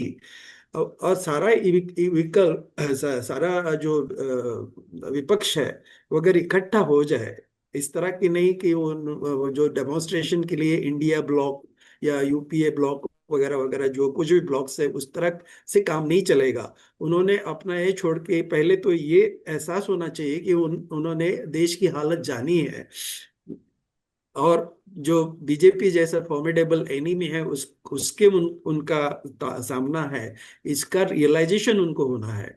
तो जो उनकी जो छोटी मोटी बातें हैं कि हमारी सीट कितनी होगी, हमारा ये क्या रहेगा, हमारी अहमियत क्या है, ये सारी बातें जो ईगो प्ले है, उसको छोड़कर अगर वो एक जगह आए इस मकसद के से कि बीजेपी को यहाँ से डिसलॉज करना है, बीजेपी को डिसलॉज करना है, इस देश को बचाना है, इस डेमोक्रेसी को बचाना है, उस तौर से अगर ये इकट्ठा हो जाए और लोगों को मोबिलाइज करना चालू करें, तो ये बात सब संभव है कि अभी भी इतना सारा खो देने के बाद भी ये मुमकिन है कि ये एक पॉलिटिकल विकल्प बन सकता है। बाकी सारी लॉन्ड्री लिस्ट हो सकती है कि उसके बाद में क्या कर रहे हैं। जैसे वोट को मैनेज करने के लिए जैसे बीजेपी ने अपने आप को इक्विप किया, जैसे वो बूथ लेवल पे जैसे पन्ना प्रमुख वगैरह वगैरह की बातें हैं, बहुत सारी बातें, ये सारी लॉन्ड्री लिस्ट हो सकती है, कोई भी बना सकता है उसको। लेकिन जो अहम सवाल है उसको एक्चुअली लोगों को जागरूक करना कि देश के हालात क्या है। पहले लोगों को पहले ये पता नहीं है कि क्या है, और उनको उनको साफ कुछ विकल्प देना पड़ेगा।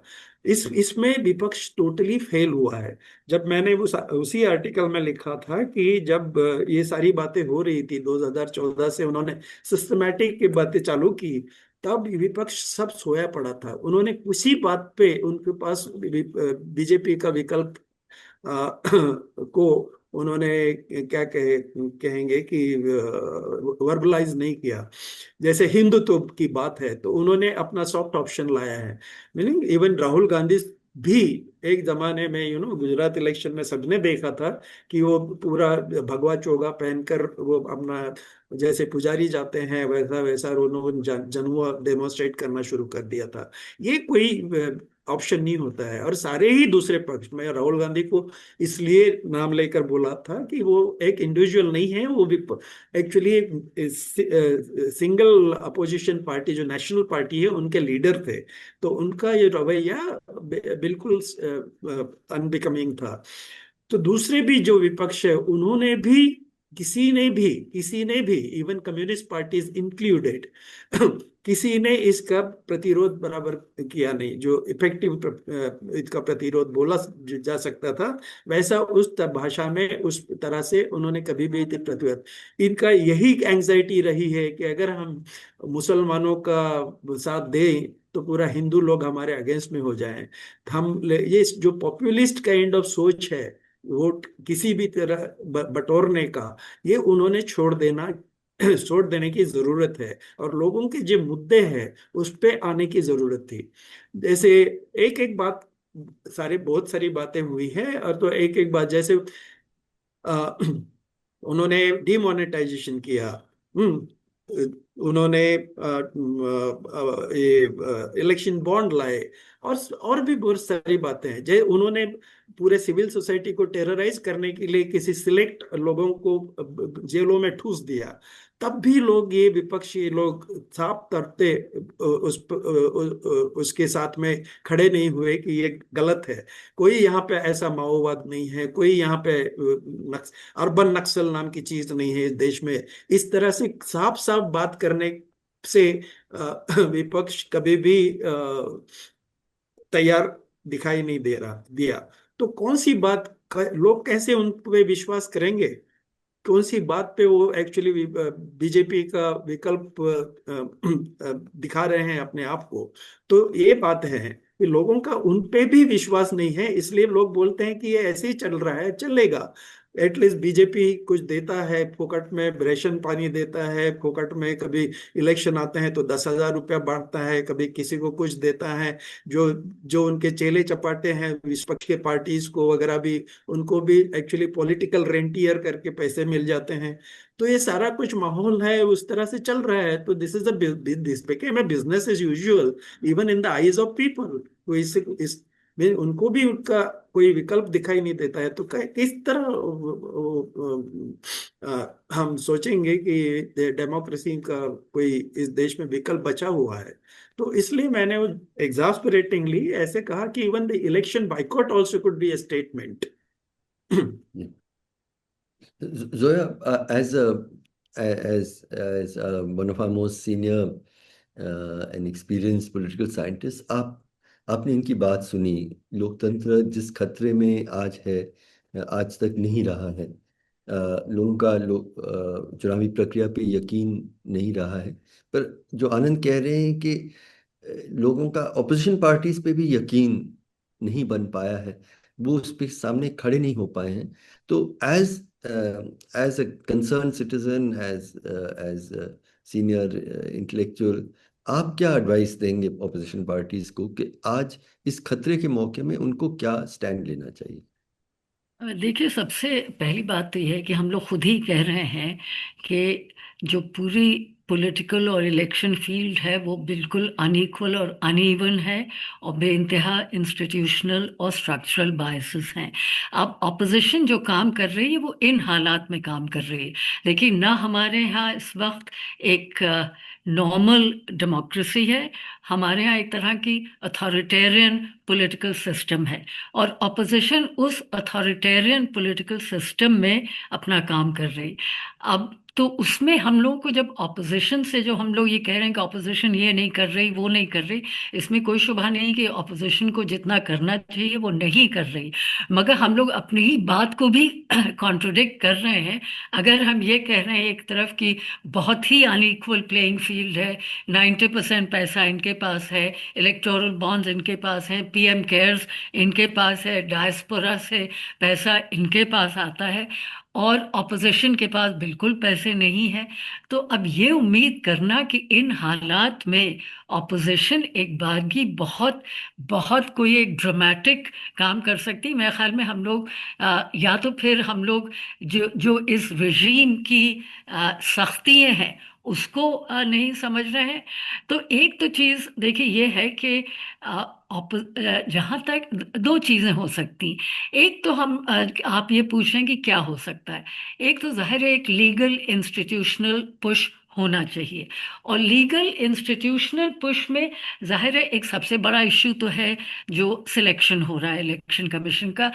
किसी न किसी सूरत से अगर उसको फिर से बदला जा सके तो जाहिर है वो एक एक कैंपेन उसके ऊपर होना चाहिए। चलिए, मगर वो तो शायद मुश्किल है कि उसको बदला जाए। अगर वो नहीं बदला जा सकता है, तो अगर ये कहा जा रहा है कि इलेक्टोरल मैनिपुलेशन हुआ है, तो मेरा ख्याल में ऑपोजिशन पार्टीज को जिन सीट्स में ये लगता है कि कुछ गड़बड़ हुई है, तो इलेक्शन पिटिशंस तो फाइल करने चाहिए, जो कि अभी तक नहीं किए गए। दूसरी बात जो अंजलि ने कही, और वो ये कि हम लोगों को और भी जोर से इलेक्शन कमीशन से अकाउंटेबिलिटी डिमांड करनी चाहिए, और इलेक्शन कमीशन पे जितना प्रेशर डाला जा सके वो डालना चाहिए। और देखिए, पॉलिटिकल पार्टीज ने तो किया है, और मेरे ख्याल में कांग्रेस ने तो बहुत प्रेशर जहाँ तक इलेक्शन कमीशन का मामला है उस पर किया है। मगर अब ये प्रेशर सिविल सोसाइटी की तरफ से भी होना चाहिए। और देखिए, माफ कीजिएगा, नॉन पार्टी प्रेशर इतना ज़्यादा नहीं है। ठीक है, कर्नाटका में कुछ ग्रुप्स हैं जो इसके ऊपर काम कर रहे हैं, राजस्थान में कुछ ग्रुप्स हैं, अंजलि खुद इस पे और इनके साथी इस पे काम कर रहे हैं, मगर कोई ऐसा, देखिए, कोई इतने बहुत ज़्यादा इस पे कोई ऑर्गेनाइजेशंस, एसोसिएशंस, कोई ऐसी इतनी खास नॉन पार्टी एक्टिविटी एक्शंस नहीं है। उसके अलावा मुझे लगता है कि देखिए, तीसरी चीज जो है वो ये है कि ये जो मॉडल कोड ऑफ कॉन्डक्ट है, इसके बारे में सोचना चाहिए कि इसको और ज्यादा इफेक्टिव और बाइंडिंग कैसे बनाया जाए। और मुझे लगता है इसमें ऑपोजिशन और जो कंसर्न्ड ग्रुप्स हैं उनको इसके ऊपर पुश करना चाहिए। और एक चीज जो बिल्कुल हम लोगों को क्या, खैर हम तो नहीं कह सकते हैं अपने बारे में, मगर जो लोग इस पे काम करते हैं, वो ये कि जब एक बार मॉडल कोड ऑफ कॉन्डक्ट आ जाए, तो उसके बाद कोई भी डिस्ट्रीब्यूशन और डिसबर्समेंट नहीं होना चाहिए, चाहे वो ऑनगोइंग स्कीम भी हो, जैसे कि कहा जा रहा है बिहार में। तो इस पे तो मेरे ख्याल में एक बहुत बड़ा कैंपेन होना चाहिए कि एमसीसी के बाद बिल्कुल भी कोई डिसबर्समेंट और डिस्ट्रीब्यूशन नहीं होना चाहिए। उसके अलावा देखिए, ये तो एक तो अच्छा, फिर इलेक्शन फाइनेंस। मुझे लगता है इलेक्शन फाइनेंस पे पिछले 15-20 साल से इतनी बात हो रही है, मगर जाहिर है कुछ भी कोई भी वो नहीं हुआ, बल्कि इलेक्टोरल बॉन्ड्स जो आए उन्होंने तो बिल्कुल ही मतलब उस पूरे इशू ही को वो कर दिया। मगर बहरहाल, तो ये इलेक्शन फाइनेंस का, और ये कि इतनी अगर अनइक्वल वो होगा जो जो फाइनेंस का है, इलेक्शन फाइनेंस का इशू, तो इसमें मेरे ख्याल में हम लोग को सोचना चाहिए कि जैसे और बहुत से मुल्कों में है पब्लिक फाइनेंसिंग ऑफ इलेक्शंस, उसके ऊपर एक यकीनी एक डिबेट होना चाहिए। हमारे यहाँ बिल्कुल भी डिबेट नहीं। दूसरी और एक बहुत अहम चीज इसके ऊपर डिबेट होना चाहिए, वो इलेक्टोरल सिस्टम। हमारा जो first pass the post system है, उस पे वो वही एक वो इशू है कि एक पार्टी जिसको आ, इस इलेक्शन में ये बिहार के इलेक्शन में आरजेडी को करीब मेरे ख्याल में 25% वोट मिला, मगर उनको और 25 सीट्स मिली। और जो पार्टीज हैं उनको उनसे 5-6% या 2-3% ज्यादा वोट मिला, और उनको उसकी दुगनी तिगनी सीट्स मिली। तो ये तो कमाल जो है first pass the post system का है। और ऑपोजिशन की भी अपनी कमियां हैं कि उन्होंने किस तरह से, मगर ये देखिए, इलेक्टोरल सिस्टम पे डिस्कशन होना चाहिए। हमारे यहाँ जो हमारा मुल्क है और जो हमारी डाइवर्सिटी है, इसमें ज़ाहिर है एक डिस्कशन होना चाहिए कि प्रोपोर्शनल रिप्रेजेंटेशन पे, पीआर, जो जर्मनी, और ये हम लोगों को ये बात सोचना चाहिए कि दुनिया के ज़्यादातर मुल्कों में किसी न किसी तरह का पीआर है, प्रोपोर्शनल रिप्रेजेंटेशन सिस्टम है। और उसकी इतनी वैरायटीज हैं प्रोपोर्शनल रिप्रेजेंटेशन सिस्टम की, हमको जर्मन मॉडल नहीं ज़रूरी है कि हम उसी मॉडल को अडॉप्ट करें। मगर अभी देखिए, जो न्यूयॉर्क में मेयरल इलेक्शंस हुए, वहाँ भी एक तरह की एक वो थी कि भाई उसमें एक काउंटिंग होगी कि आपका फर्स्ट प्रेफरेंस क्या है, सेकंड प्रेफरेंस क्या है।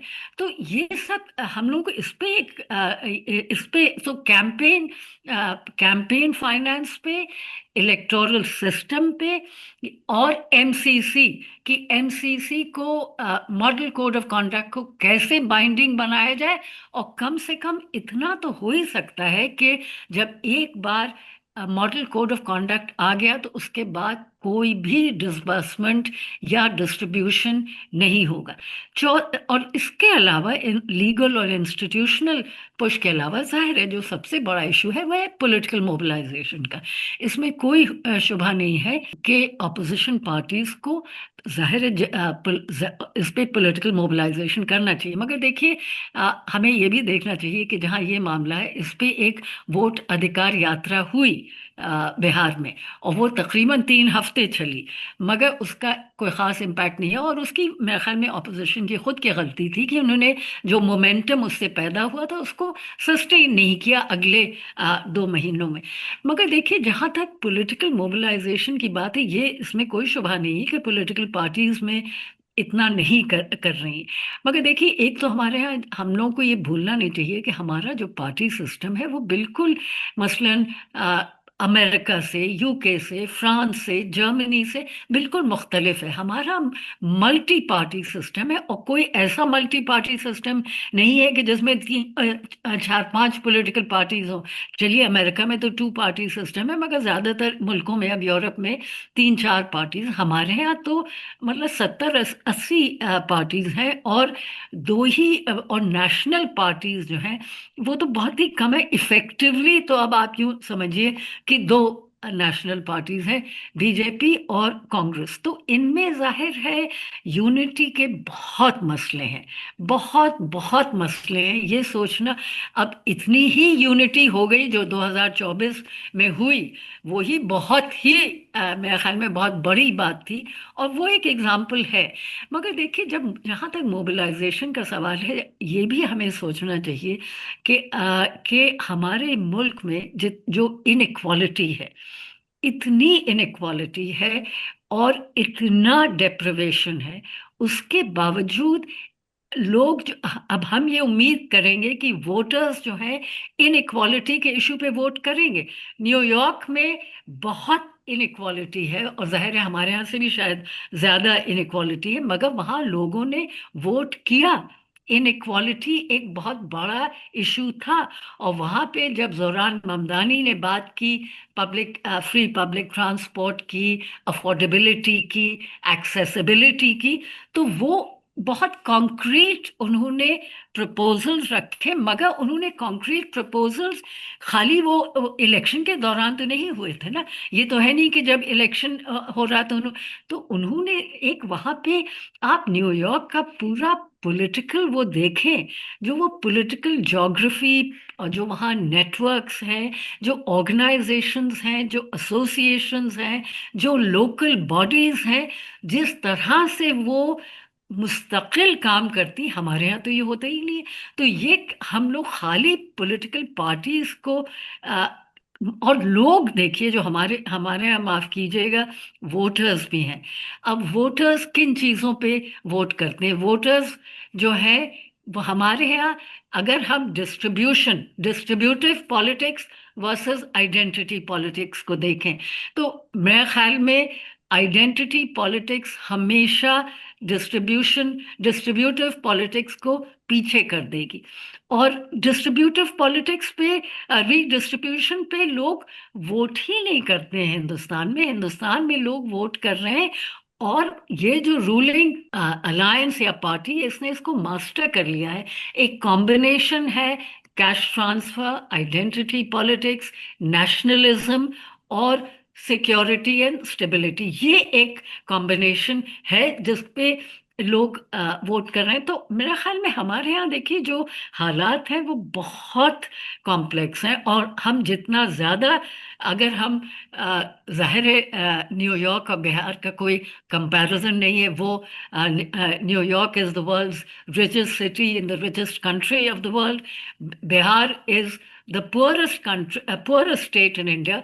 But the great irony is that the richest party in India has won that election. in Bihar. Now, it's this great irony, and surely there is something to be said, not just about what parties fail to do, but the kind of system that has been created, and also the kind of identity politics where when we do talk about uh, distribution, it is more distribution arising out of social inequality rather than economic inequality. And until and unless we focus, in my view, and I'm not sure whether all of you will agree with me, I think we have to focus much greater attention on economic inequalities and an economic agenda.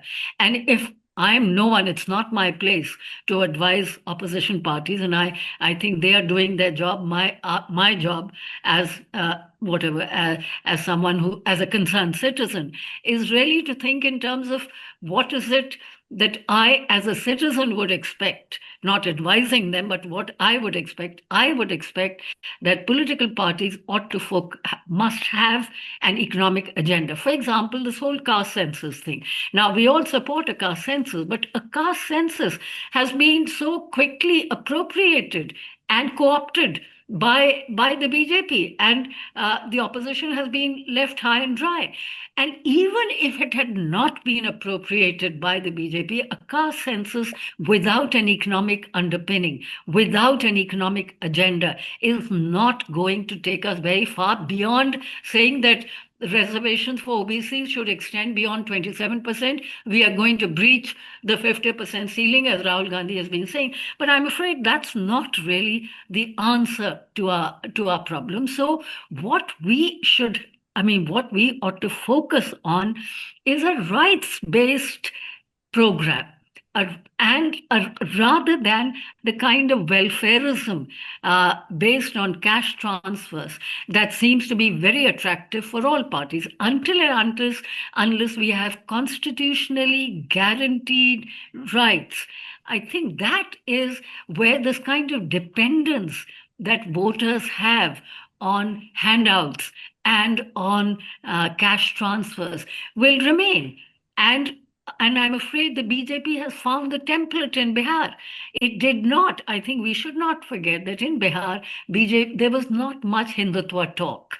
There was much greater emphasis on cash transfers, on mobilizing women, on the women's vote, on sort of lower caste alignments. All of that was, we have already discussed structural bias, so I'm not going into that. So I think if I were to, what I expect from opposition parties is to come forward with a strong economic agenda, a rights-based agenda. That is what is required, rather than competing with the ruling party on the majoritarian platform, or even on this kind of welfare platform that we witnessed in this election. Thank you so much Zoya. बहुत सारी बातें आपने कही।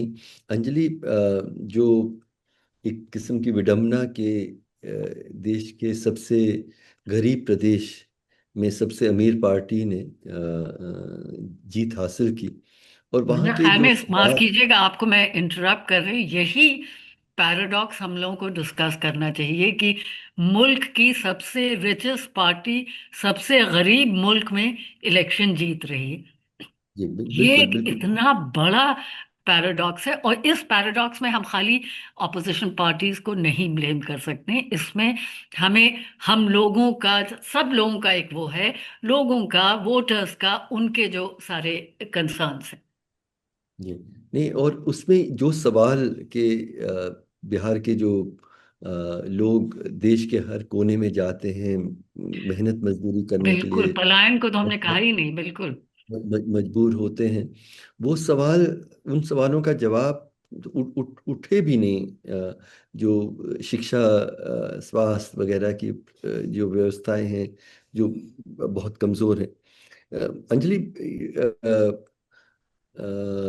लोकतंत्र के इस बहुत खतरनाक मोड़ पे मुझे लगता है कि आनंद और जोया ने दोनों ने पॉलिटिकल पार्टीज के लिए क्या जिम्मेदारी, वो उन्हें क्या करना चाहिए।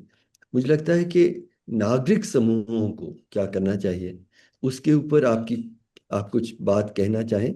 वक्त बहुत हो गया है, लेकिन बहुत ज़रूरी है कि हम लोग अपेक्षा क्या कर सकते हैं। देश के जो इंस्टीट्यूशंस हैं लोकतंत्र के, वो हमें मतलब फेल कर रहे हैं।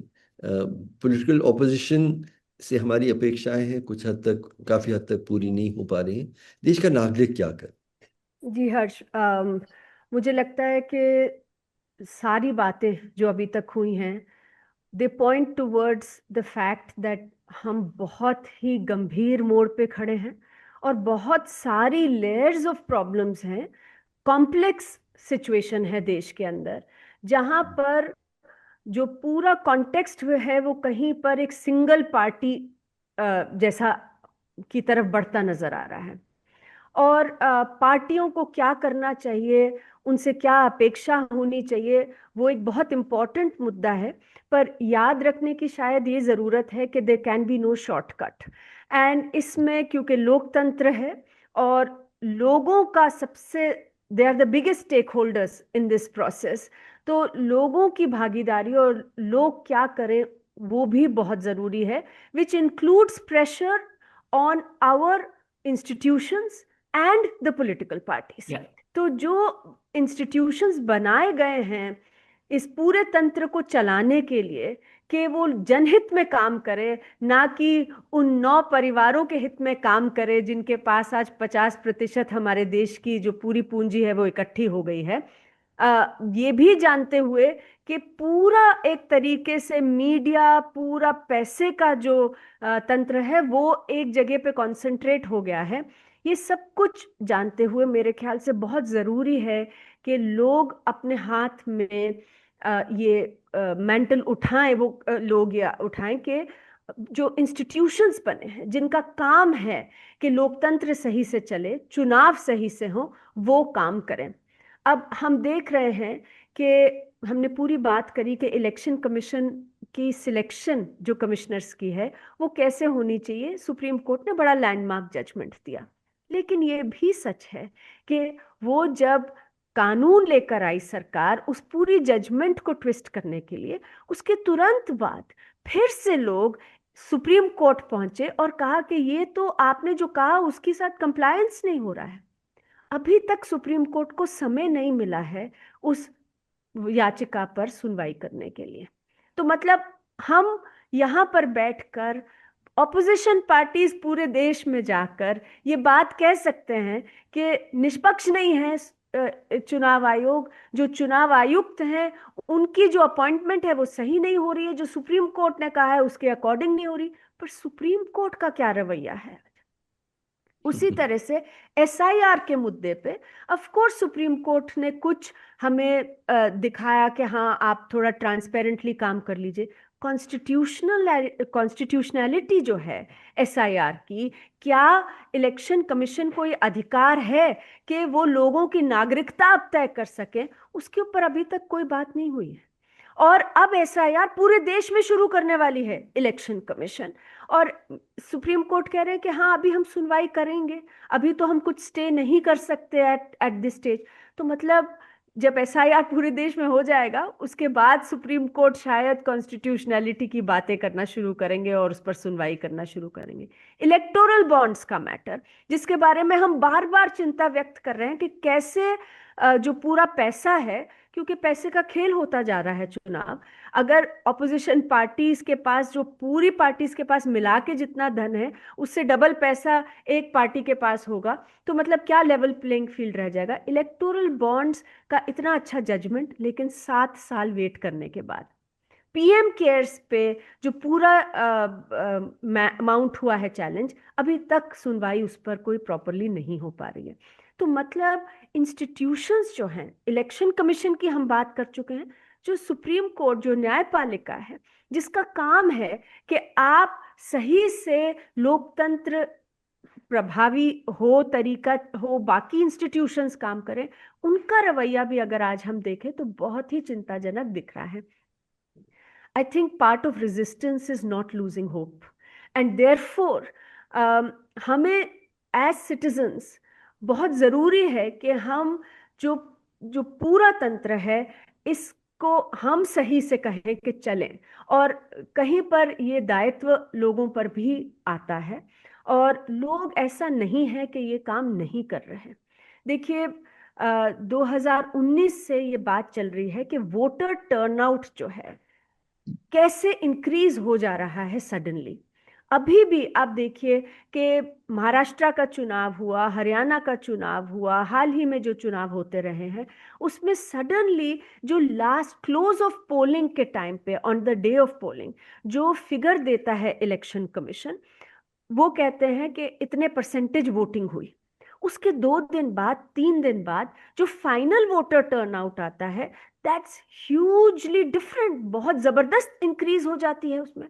तो मतलब अगर हम नॉर्मल पार्लेंस में बात करें तो ये तो बैलेट स्टफिंग की बात, एक फियर बन जाता है कि भाई ऐसा तो नहीं हो रहा है कि चुनाव खत्म होने के बाद कुछ ईवीएम के जाके बटन दब रहे हैं बार बार और कुछ एक पार्टी की तरफ वोट पड़ रहे हैं, लेकिन इलेक्शन कमीशन उसके ऊपर कुछ कर ही नहीं रहे।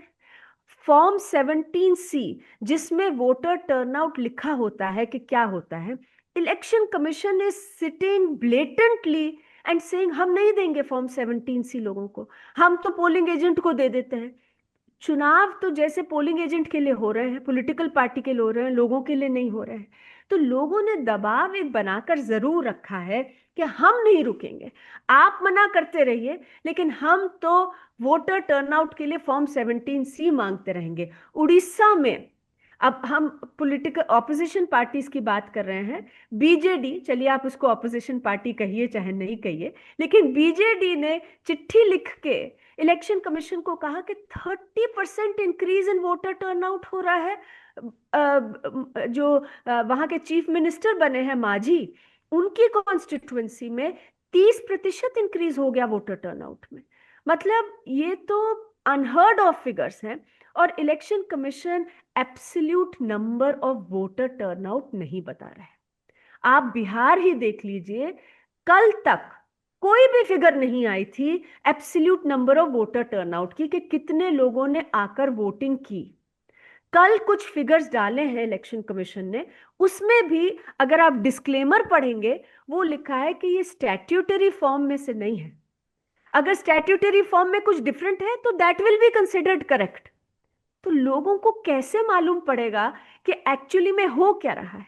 तो बहुत जरूरत है कि ट्रांसपेरेंसी, जो हमारे चुनाव आयोग है वो बिल्कुल भी ट्रांसपेरेंट तरीके से काम नहीं कर रहा, कि उस पर लोग जमे रहें, डटे रहें, कहें कि देखिए इतने इल्जामात लग रहे हैं, वोट चोरी का लग रहा है, इलेक्शन चोरी का लग रहा है, वोटर टर्नआउट का क्या हुआ इसका लग रहा है, आप हमें वेरीफाई करने के लिए सक्षम बनाइए, हमें डॉक्यूमेंट्स दिखाइए।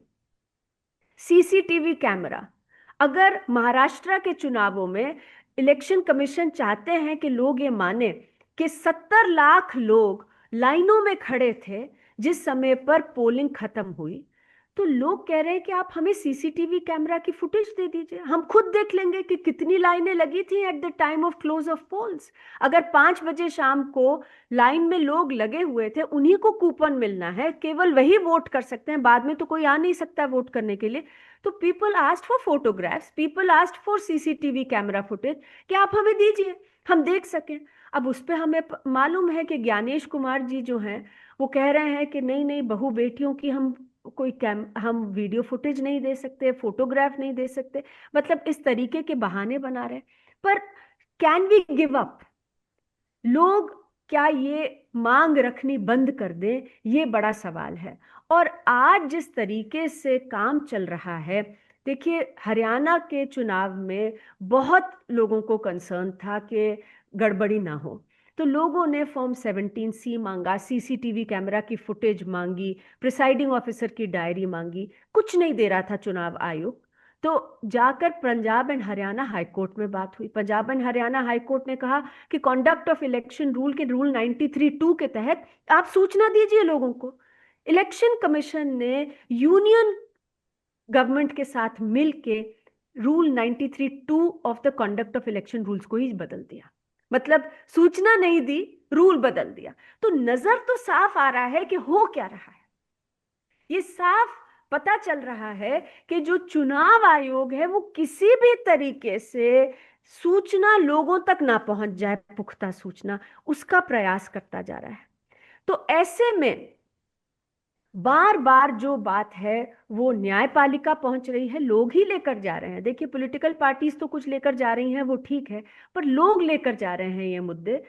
हमें ये देखना पड़ेगा कि कैसे इसको आगे ले जाया जाए, क्योंकि न्यायपालिका से या तो कुछ निकलता है तो उसको भी ब्लेटेंटली नजरअंदाज कर दिया जाता है, या रूल को बदल दिया जाता है, कानून को बदल दिया जाता है, because we can do it, we will do it का अप्रोच ले रहा है रूलिंग पार्टी भी और इलेक्शन कमीशन भी।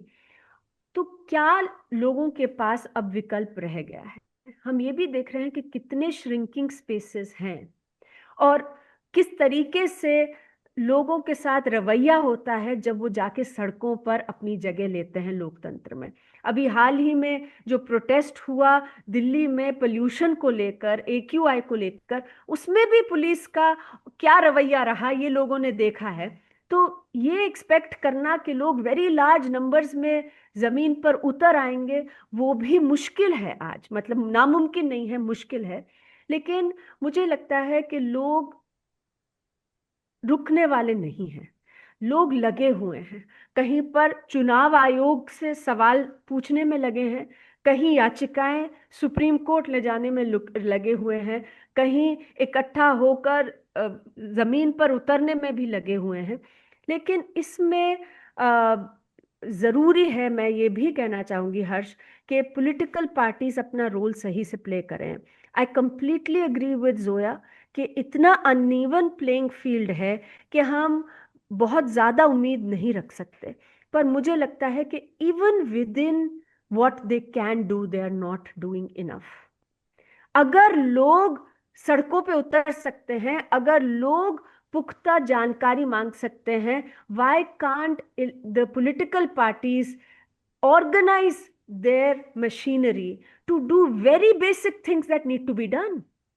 आप देखिए, दिल्ली के चुनावों में आम आदमी पार्टी की हम समर्थक हो चाहे नहीं हो, लेकिन फॉर्म 17C आम आदमी पार्टी ने तुरंत after the Delhi elections website पर डाल दिए कि हमें जो सूचना मिली हम तो दे देते हैं।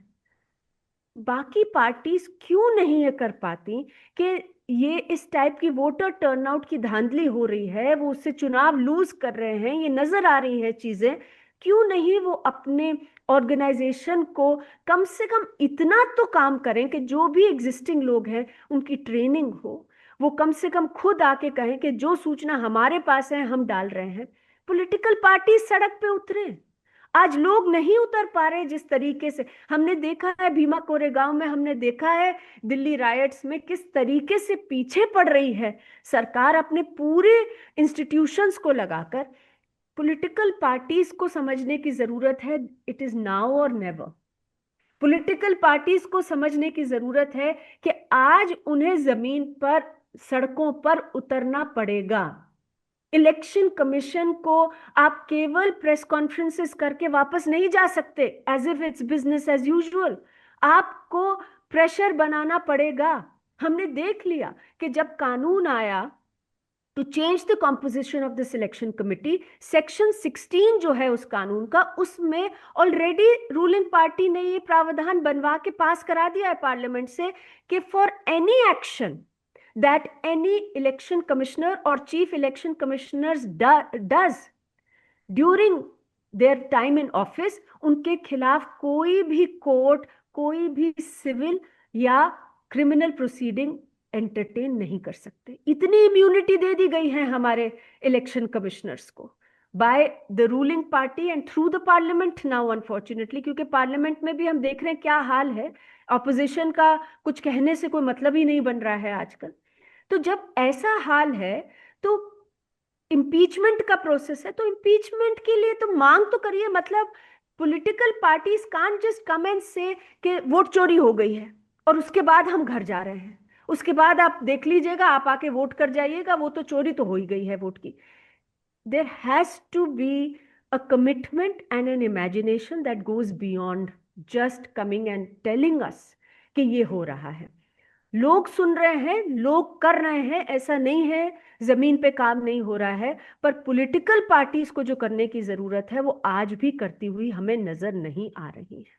वो वीक हैं, उनके खिलाफ पूरा तंत्र खड़ा है, ये हम सब मानते हैं, लेकिन आप जब तक हैं, आपका काम जब तक है कि हम वोट मांगेंगे लोगों से जाके, हम ऑपोजिशन में खड़े होंगे, आपको उस दायित्व को बहुत ज्यादा गंभीरता से निभाने की जरूरत है जितना आज निभाया जा रहा है। And on the question Harsh of boycotting elections, I agree, जो आनंद ने भी कहा, जोया ने भी उसका थोड़ा सा तो जिक्र किया था कि ये बहुत ही कॉम्प्लेक्स बात है। हम अगर आज कह दें कि ऑपोजिशन पार्टीज कहें या हम लोग कहें कि भाई ऑपोजिशन को तो इलेक्शन बॉयकॉट कर देना चाहिए, क्या होगा? जो तंत्र इतना ब्रेजन हो चुका है, इतना ब्लेटेंट हो चुका है, इतना शेमलेस हो चुका है। देखिए, इस टाइप की चीजें तो ये these are all moral pressures that we are trying to build, but who are we trying to build that moral pressure on? Where there's a total moral collapse, यहाँ पर तो ये होगा कि मतलब मुझे तो बार बार याद आ रहा है वाराणसी का चुनाव, जहां पर किस तरीके से फोर्स कर करके लोगों को बिठाया जा रहा था कि आप खड़े मत होइए प्रधानमंत्री के खिलाफ।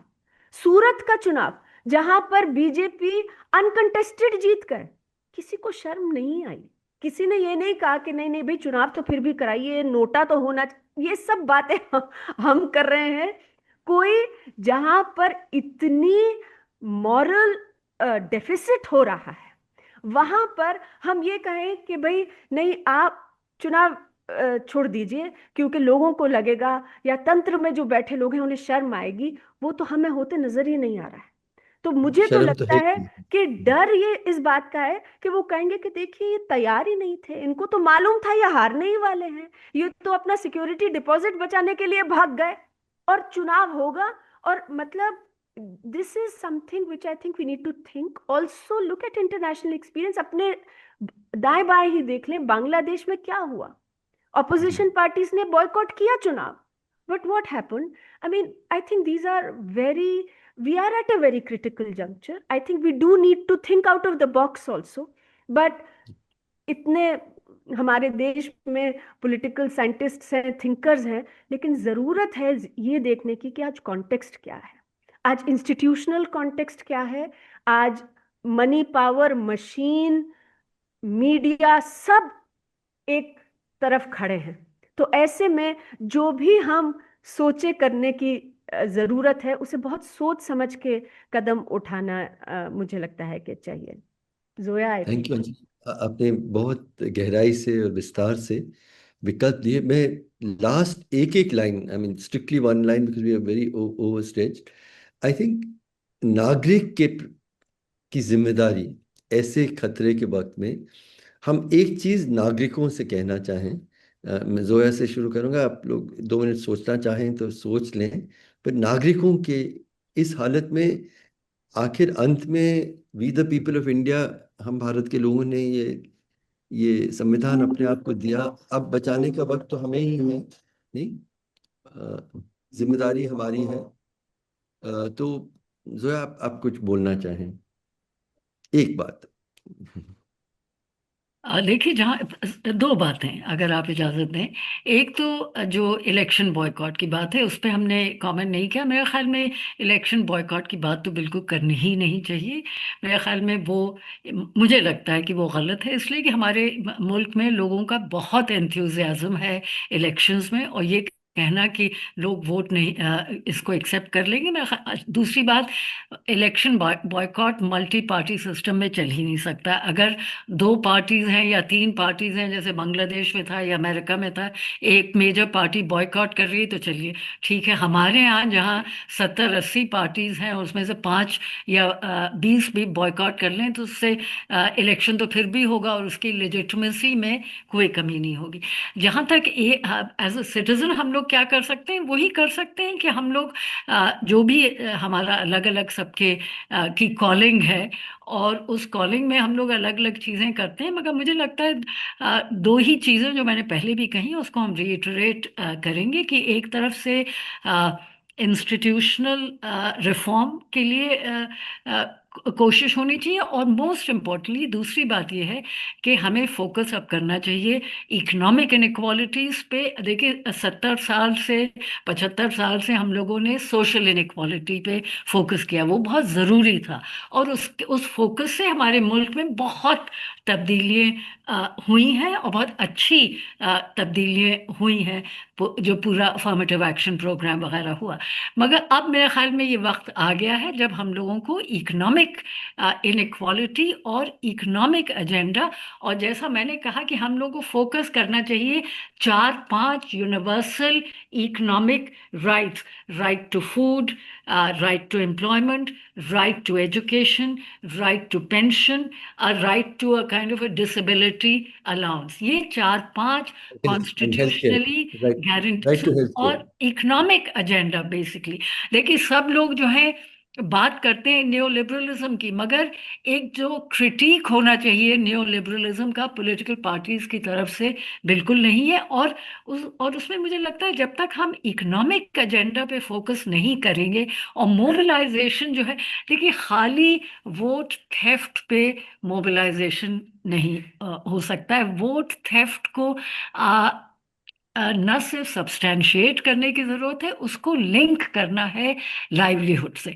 खाली इलेक्शंस पे फोकस हमें वो करना चाहिए अप टू अ पॉइंट, मगर उसको कंबाइन करना है लाइवलीहुड और एक इकोनॉमिक एजेंडा के साथ। और जो सबसे बड़ी कांग्रेस पार्टी की इस वक्त कमज़ोरी रही है बिहार इलेक्शन में, वो यही है कि उन्होंने फोकस वोट थेफ्ट पे किया, मगर उसको लिंक नहीं किया लाइवलीहुड। अब जिस जिस स्टेट में सबसे बड़ा मसला है अनएम्प्लॉयमेंट, पलायन, लोग दूसरे स्टेट्स में जाके नौकरी कर रहे हैं, वहां पे आपको लाइवलीहुड को इशू को सबसे आगे रखना है, जो कि कांग्रेस ने नहीं किया, और ये इनका बहुत बड़ा फेलियर था।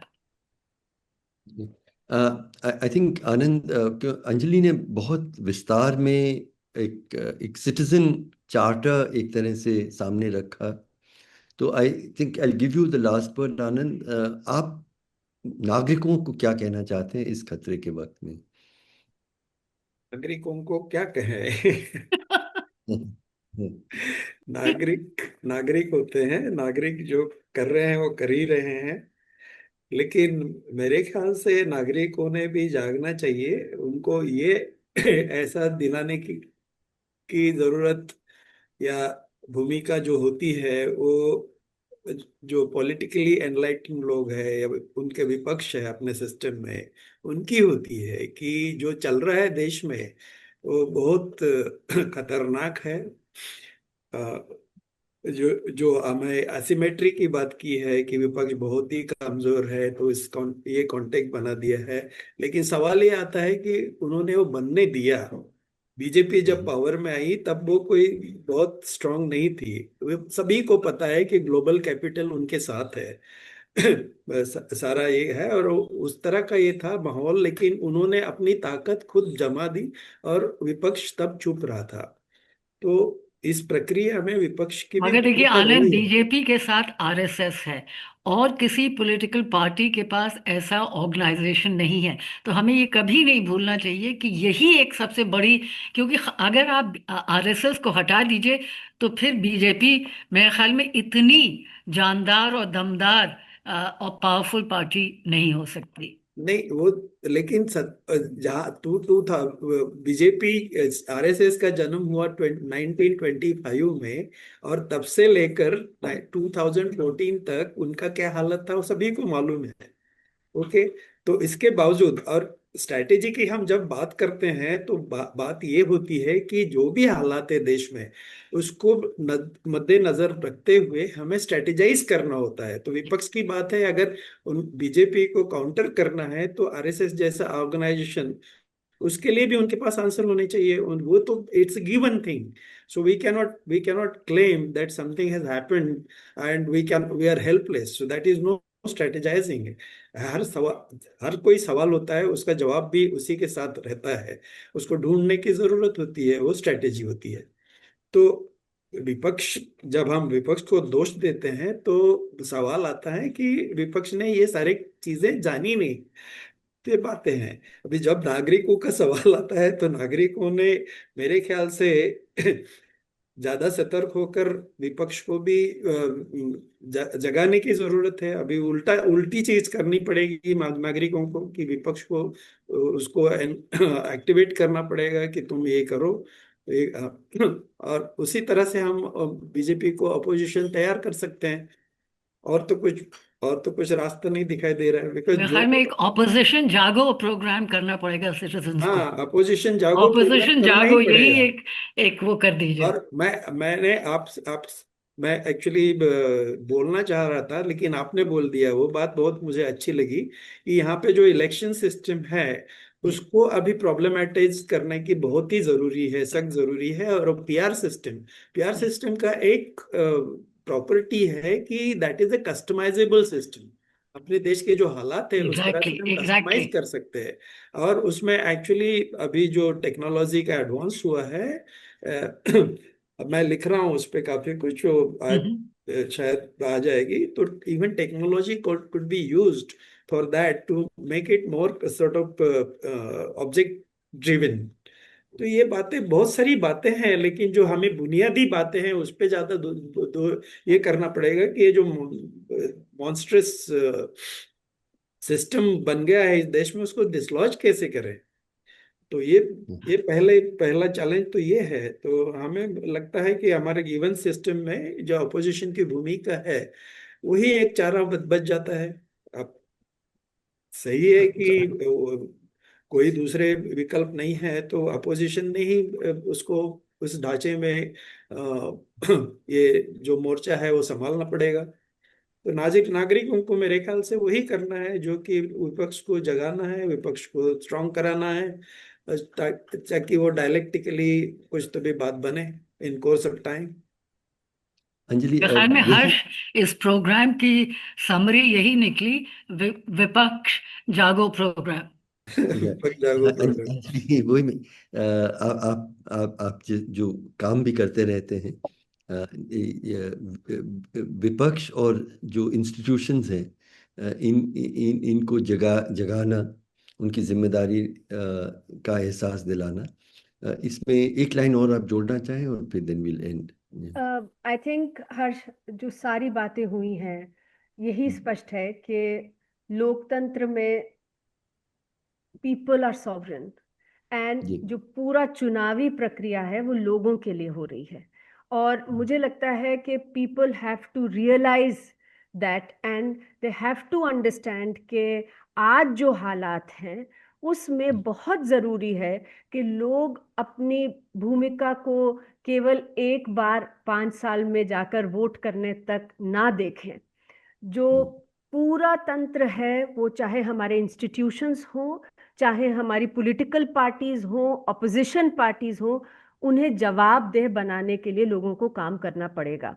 और ये जो पूरी अवधारणा जो है, मैं तो कहूंगी, जो प्रोपगेट की जा रही है कि भाई आपका काम है कि आप वोट कर दीजिए, उसके बाद हम चलाएंगे सिस्टम को, जी. उसको अपोज करने की बहुत सख्त जरूरत है.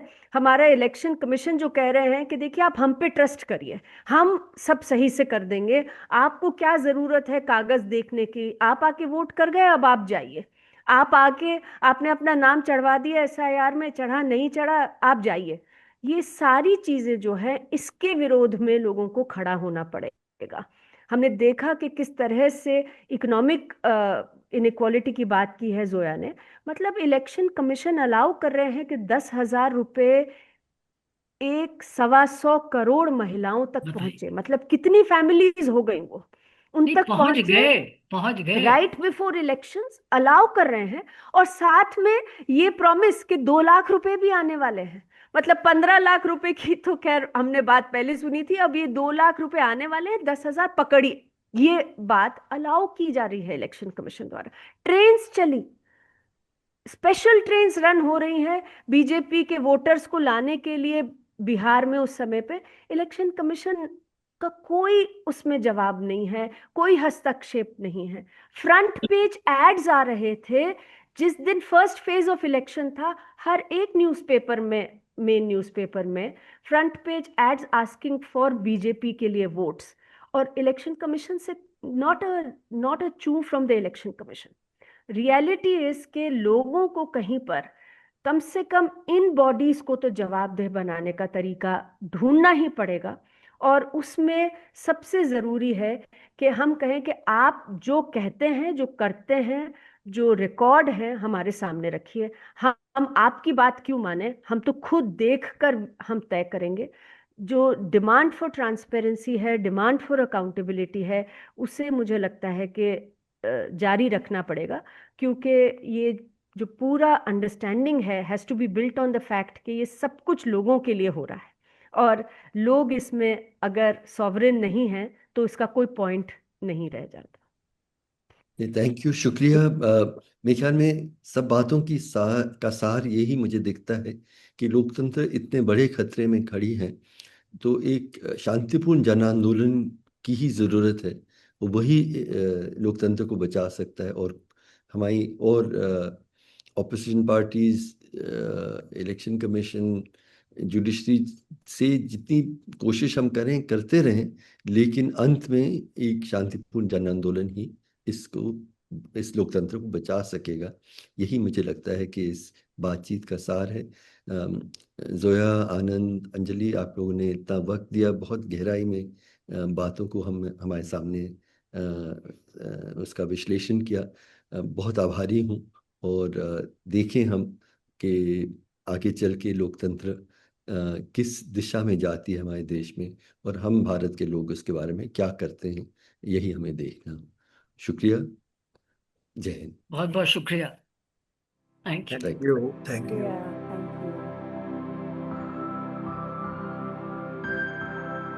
ये दाग दाग उजाला, ये शब कसीदा सहर, वो इंतजार था जिसका, ये वो सहर तो नहीं।